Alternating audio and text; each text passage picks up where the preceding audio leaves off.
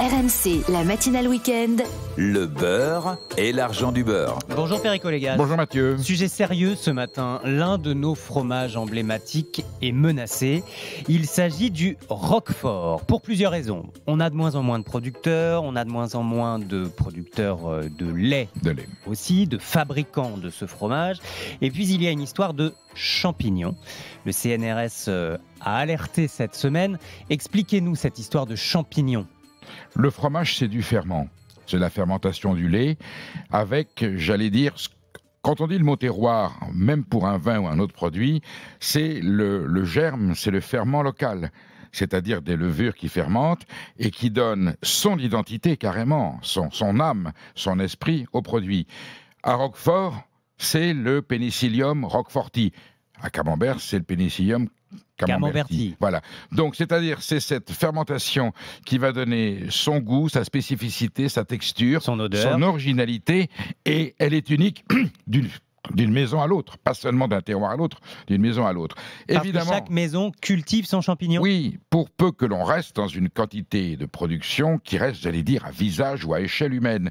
Lorsque vous rentrez dans un grand groupe laitier multinational qui a besoin de produire de façon régulière... Lactalis, pour le nommer. Lactalis avec le Roquefort Société, qui a été une très grande maison et sur lequel il y a de très bons produits. Mais lorsqu'on est à l'échelle industrielle avec une grande distribution qui vous dit « je veux autant de millions de tonnes de fromage par an », au même prix, au même goût, de façon à pouvoir le conserver, eh bien, on utilise des pratiques industrielles, y compris, j'allais dire, sans rentrer dans les détails techniques, dans la production du ferment, et on a un ferment qui est uniformisé. Dans la vigne, c'est le clonage de la vigne. Vous avez le même clone pour les cépages, du coup les vins se ressemblent. Et si vous avez le même type de ferment sans diversité biologique, eh bien vous avez un fromage linéaire qui banalise le goût et qui perd son originalité. Or, l'appellation... On aseptise, on uniforme. Le mot aseptisé est parfait, Mathieu, c'est exactement une pasteurisation. En plus, c'est du lait pasteurisé, souvent. Donc la pasteurisation, c'est l'aseptisation.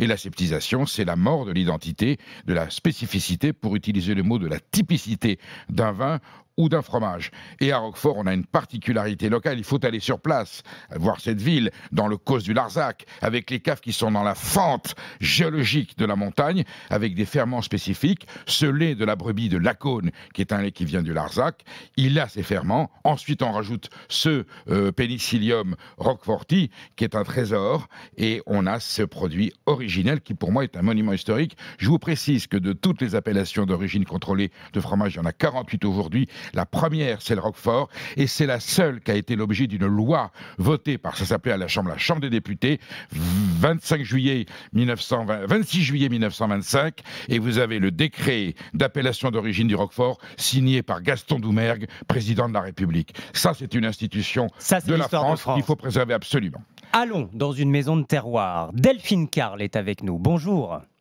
Oui, bonjour. Responsable de la maison de Roquefort Carle à Roquefort sur Soulzon, maison très réputée qui fabrique, affine et vend des fromages dans les fromageries, les grands restaurants aussi. On vous retrouve. Affaire de famille depuis 1927, c'est ça Delphine Carle? Tout à fait, troisième génération. Vous travaillez avec un lait du jour, ce qui n'est pas le cas de tout le monde, et puis vous cultivez vous-même votre champignon, c'est bien ça? Oui, nous cultivons notre Penicillium roqueforti de manière traditionnelle à partir de pain, de grosses miches de pain, de farine de seigle et de blé. Alors attendez, le champignon est cultivé sur des miches de pain? Oui, tout à fait. C'est le procédé traditionnel. C'est la moisissure du pain que chacun a chez soi quand on oublie. Voilà. Et cette moisissure, Delphine Carle l'utilise pour ensemencer. On ensemence le lait et on a ce persillage. C'est une pâte persillée qu'il y a d'autres bleus, le bleu d'Auvergne, le Termignon. Le Roquefort, c'est le roi des pâtes persillées et c'est l'ensemencement que la famille Carle préserve comme un trésor. Hein. C'est vraiment un trésor. Le jour où on le perd, on a perdu son âme, n'est-ce pas Delphine? Ah, tout à fait, tout à fait. Moi, je suis très attachée à ce procédé qui vient de mon grand-père, de mon père, et on continue à le perpétuer.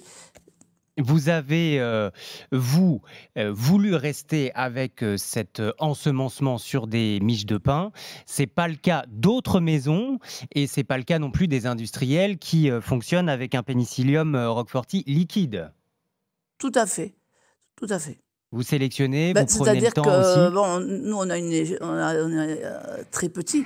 On représente 1,54% de la production de Roquefort et on peut se permettre de fabriquer avec un soin jaloux à chaque étape de notre fabrication.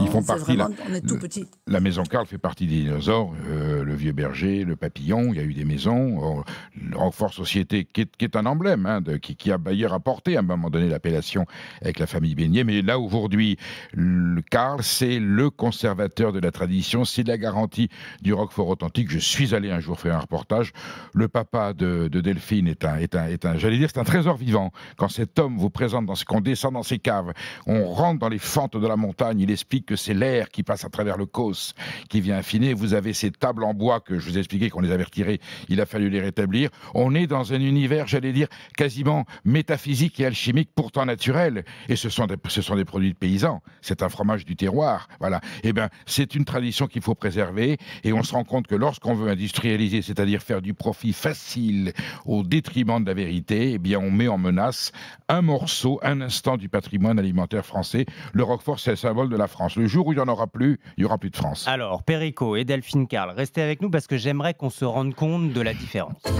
RMC, le beurre et l'argent du beurre. Bonjour Anaïs Castagna. Bonjour Mathieu Rouault. Vous nous avez apporté, et ça sent très bon, C'est toujours moi deux qui ramène les types trésors de ici. Roquefort. Un Roquefort Carl, Oui, justement, exactement, que j'ai trouvé en fromagerie, facilement. et puis un Roquefort société, c'est ça, un Voilà. Roquefort industriel. Alors, déjà, visuellement, vous voyez la différence, Perico? Alors, visuellement, on voit une Il n'a différence. pas attendu, hein, il y en a déjà dans la... Je suis en train de goûter, je viens de commencer à goûter le Société, qui est respectable, mais il faut dire ce qu'il est.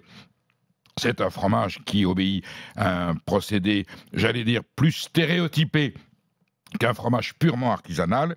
Là, je vais goûter le Carl. Alors, d'aspect, ils sont évidemment blancs avec ce persillage, cette petite touche bleue que l'on a, qui est un bleu très spécial. C'est un bleu vert, c'est quasiment du turquoise. Et là, je vais goûter le Carl pour faire la différence. Et c'est le jour et la nuit. C'est une explosion en bouche. Si on goûte le Société, on a du Roquefort. Oui. Ouais. Voilà. Il y a pas de... Mais si on fait la comparaison, on a un fromage qui vous raconte, le Carl vous raconte une histoire. Il vous dit d'où il vient. Vous voyez la brebis, vous imaginez le cous du Larzac. Vous voyez les On hommes sent qui ça manient au goût.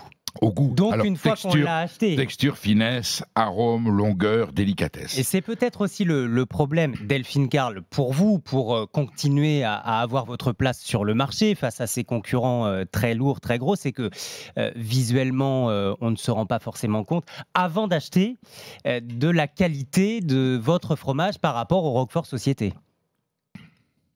Oui, c'est vrai que oui, quand on n'est pas averti, vu comme ça de l'extérieur, un Roquefort est un Roquefort. Ça a le même aspect. Effectivement. Mais il faut le goûter. Et c'est presque une démarche citoyenne Oui, d'aller vers des Roqueforts c'est une démarche de maisons culturelle. traditionnelles. C'est une démarche culturelle. Enfin, quand même, la culture du fromage en France fait partie, quand même, j'allais dire, de notre ADN et d'une conscience nationale.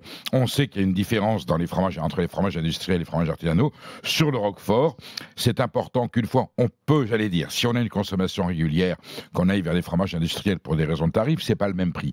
Mais quand même, pour avoir la vraie image et pour garder ce souvenir inoubliable d'un fromage, il faut aller sur un fromage artisanal et le Carl fait partie de cette vitrine Le prix, glorieuse. vous savez, Perico, que c'est important dans le beurre et Bien l'argent sûr, du beurre. bien Donc je vais sûr, quand il faut même dire les dire choses. ce qu'il en est. Pour le Roquefort Carl, 45 € le kilo chez mon fromager.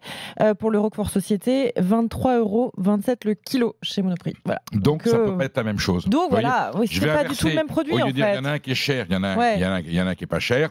La vérité du Roquefort, elle a un prix. C'est comme ça, c'est pour les produits de qualité. Et quand on descend au-dessous d'un certain prix, faut pas dire « Ah, c'est bien, c'est pas cher ». Non, au-dessous d'un certain prix, il y a un problème de vérité, il y a un problème d'authenticité. C'est clair, il faut le dire. Donc, je préfère dire toujours ma rengaine, consommez-en un peu moins, mangez un peu moins de Roquefort, mais si vous en goûtez, prenez un fromage traditionnel, artisanal d'appellation d'origine.